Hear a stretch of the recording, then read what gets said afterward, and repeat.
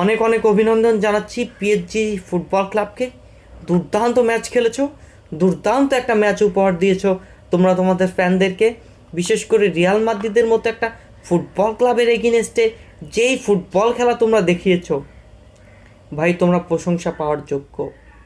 As a Real Madrid football ক্লাবের পক্ষ থেকে, রিয়াল মাদ্রিদ ফুটবল ক্লাবের ফ্যানদের পক্ষ থেকে পিএসজিকে স্যালুট জানাচ্ছি খাবিসা খাবারাতসেলিয়াকে, স্যালুট জানাচ্ছি ওসমান ডেম্বেলেকে, স্যালুট জানাচ্ছি ডোনারম্মাকে, মার্কিউসকে, এরপরে গঞ্জালো রামোসকে, ভিতিনাকে, নুনো ম্যান্ডিসকে। এক কথায় বলতে গেলে দুর্দান্ত, এক কথায় বলতে গেলে অপ্রতিরোধ্য। দুর্দান্ত একটা সিজন কাটিয়েছে পিএসজি ফুটবল ক্লাব। তারা ট্রেবল জিতেছে, চ্যাম্পিয়ন্স লিগ জিতেছে, ক্লাব ওয়ার্ল্ড কাপটা জেতা এখন শুধু তাদের একটা সময়ের বাকি।